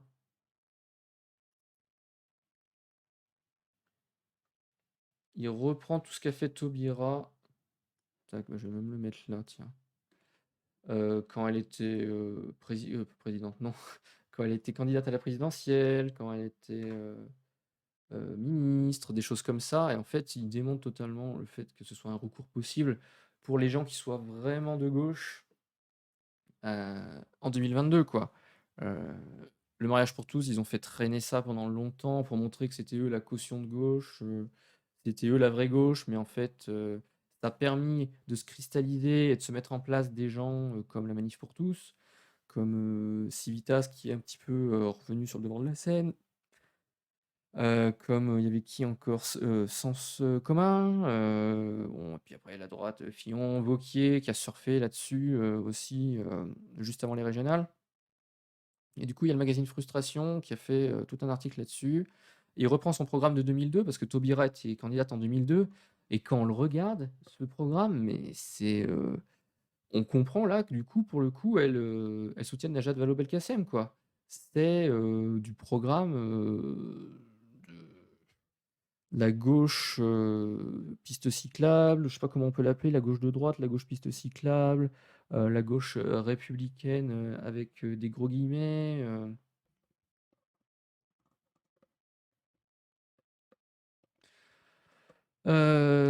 ouais, bon, pas très révolutionnaire non plus, la loi mariage pour tous 1, c'est une loi progressiste de droite en vrai.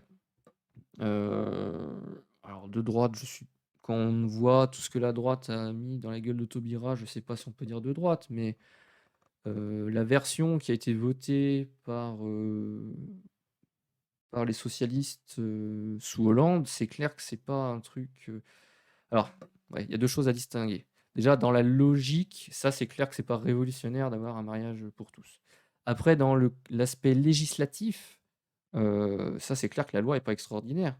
Il y a vraiment ils ont zappé, la PMA pour toutes, enfin, ils ont rien mis en place, d'ailleurs, ils en parlent dans cet article pour que les couples, homosexuels puissent, adopter plus facilement. Il y a rien qui a été mis en place, quoi, c'est toujours la galère à l'heure actuelle. Enfin, ça, c'est clair que ça a été vraiment, vraiment mal foutu, quoi.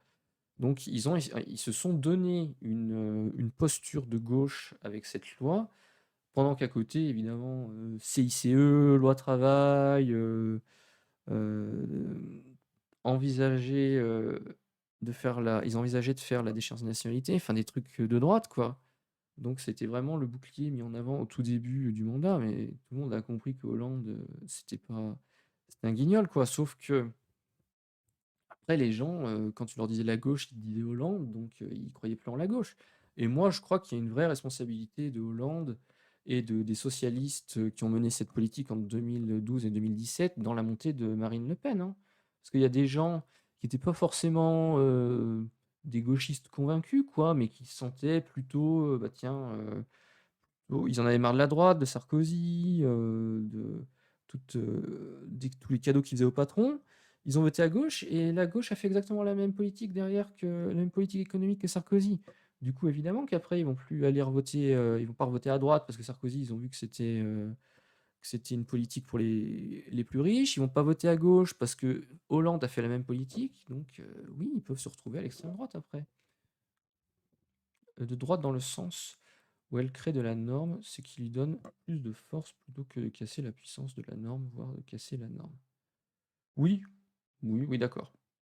Ok, dans ce sens-là, ouais, ok. Enfin, du coup, bon, moi, il y a une grosse responsabilité de Hollande dans la montée de Marine Le Pen, et je me rappelle de Valls qui faisait des grands discours. Attention, hein, Marine Le Pen, elle est forte quand il était encore Premier ministre, mais c'est ces gens-là qui ont fait monter Marine Le Pen par leur politique ignoble qu'ils ont fait, par toute la violence qu'ils ont mis en place pendant la loi travail en 2016. Euh, c'est ces gens-là qui ont dégoûté les gens plein de gens de ce qu'on appelait la gauche, que maintenant c'est difficile de dire qui est. Enfin, si, moi je vois à peu près qui était de gauche, mais les gens qui s'intéressent pas plus que ça à la politique, ils voient que Hollande c'est la gauche, ils disent bah non, moi je suis pas de gauche. Voilà. Enfin, ils disent ça quoi. Il y en a plein en tout cas. Et bref, et du coup, Christiane Taubira, pour revenir sur elle, elle était déjà pour Union européenne aux prérogatives fortes, donc fédérales, donc moins de souveraineté pour la France. La défense d'un régime présidentiel fort, elle était pour la suppression du poste de Premier ministre, la suppression des progressives des cotisations sociales dans le financement de l'assurance maladie.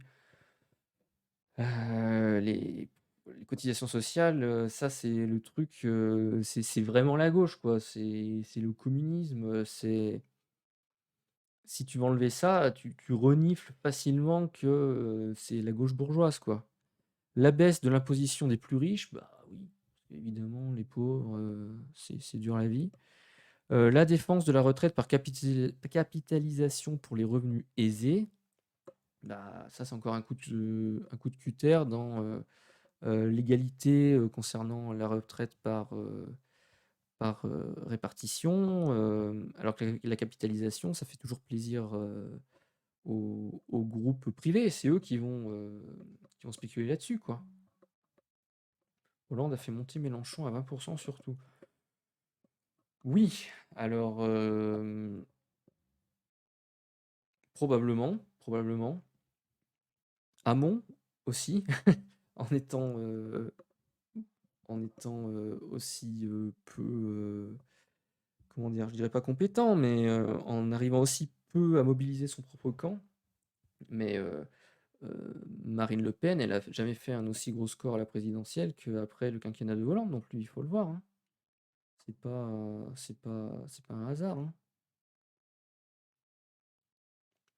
Voilà, oui, et puis après, évidemment, l'article, il précise que oui, pour toute la gauche bourgeoise, Christiane Taubira, ce serait un, un bel échappatoire, parce que ça aurait de la gueule.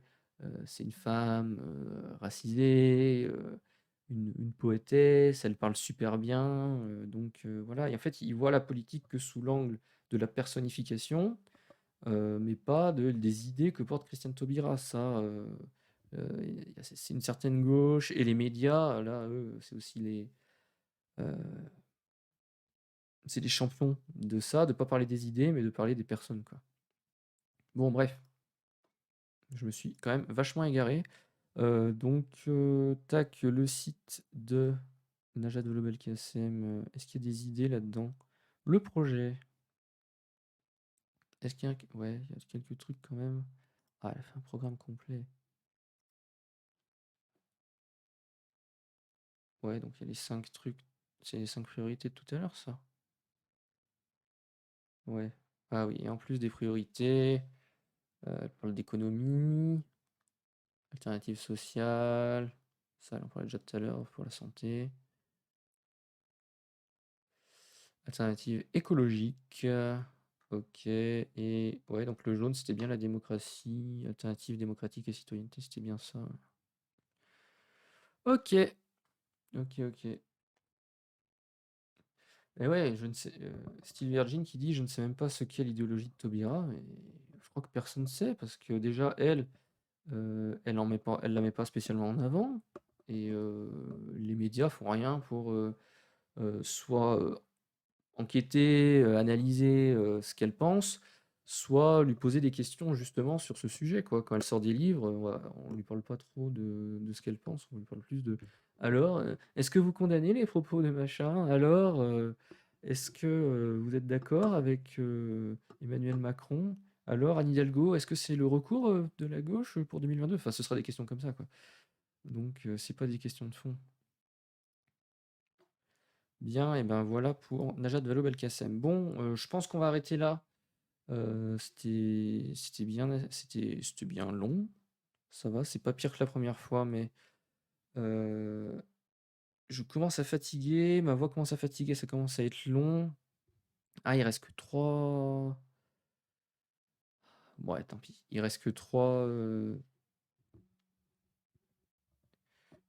professions de foi, mais je retrouverai un autre créneau pour faire Vauquier, Ensemble pour notre région et le Rassemblement national. Sinon, c'est plié d'avance, Vauquier va gagner, tu crois? Ben, alors moi, je le précise, je suis candidat sur la liste Ensemble pour notre région dans l'Isère. Donc, en tant que candidat, je peux pas dire oui, c'est mort.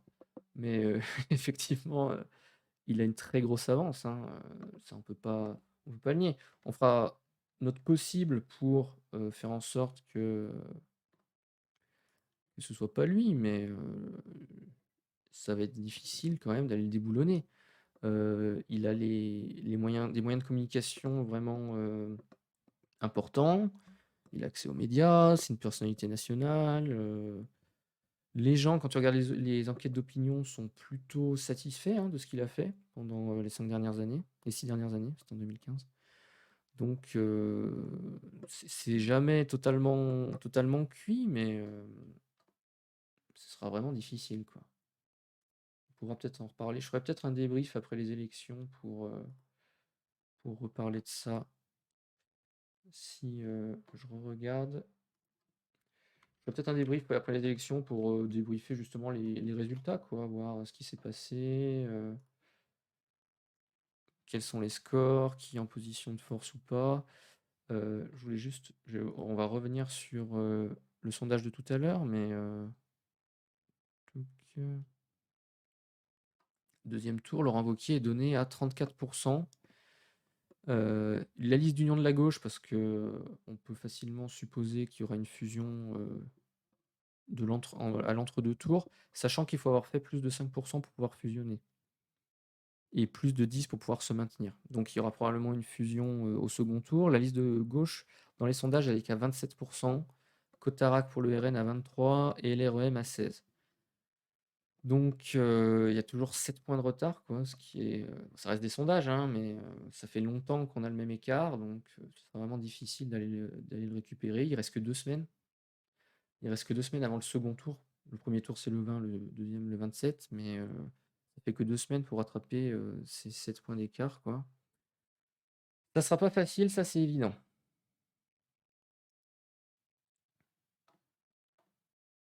Tac, ok.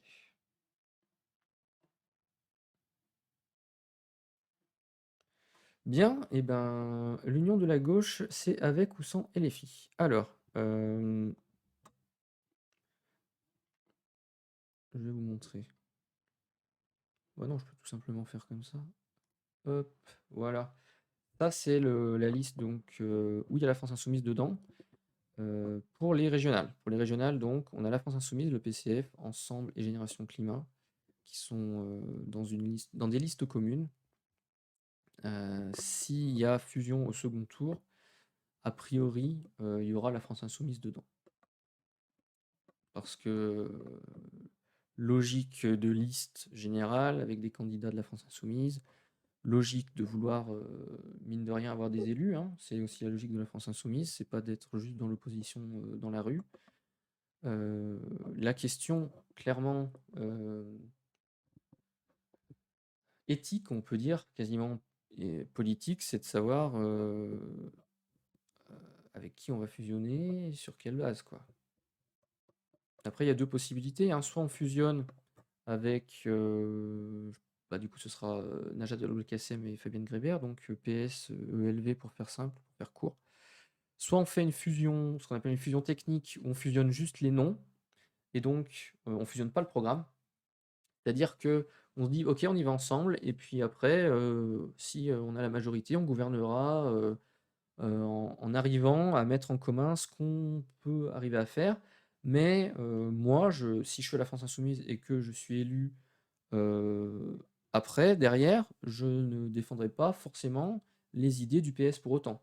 Je défendrai pas le programme du PS, je défendrai le programme de Ensemble pour notre région. Et l'autre possibilité, c'est ce qu'on appelle, une fusion avec une fusion programmatique. C'est là, on essaye de mettre en commun, non seulement des noms, mais aussi, un programme. On fait: «Bah, voilà, je récupère telle proposition de ton programme et puis on va la mettre dedans. Après, on mettra aussi celle-ci et puis moi, je on reprend celle, par exemple, des Verts, on les met dedans et on se fait un programme tous ensemble». Et là, après, par contre, tac, on est solidaire du programme, ce qui fait que ben, on est beaucoup plus lié ensuite, aux autres, composantes de gauche, on va dire. Donc, le PS, le PRG, Europe Écologie Les Verts, Génération, et cetera, et cetera. Voilà pour répondre à ta question.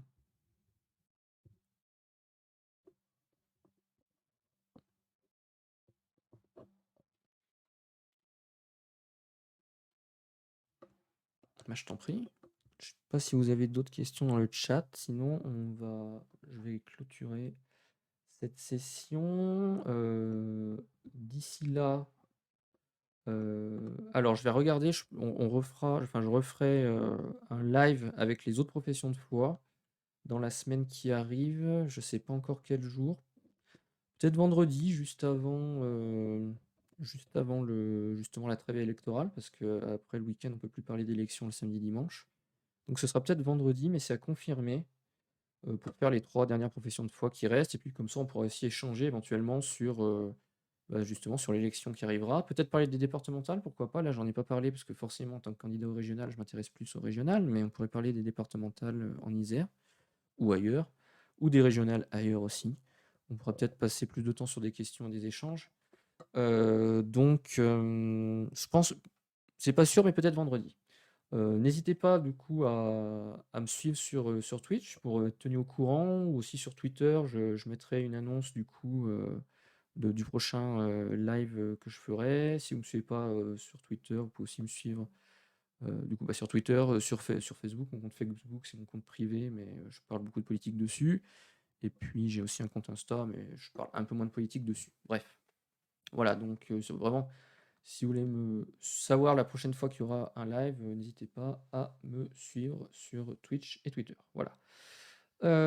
Et bien, s'il y a pas d'autres questions, je vous souhaite, merci d'avoir suivi du coup déjà ce live. Je vous souhaite, une bonne fin de week-end et puis je vous dis à très bientôt, heu, pour, un nouveau live.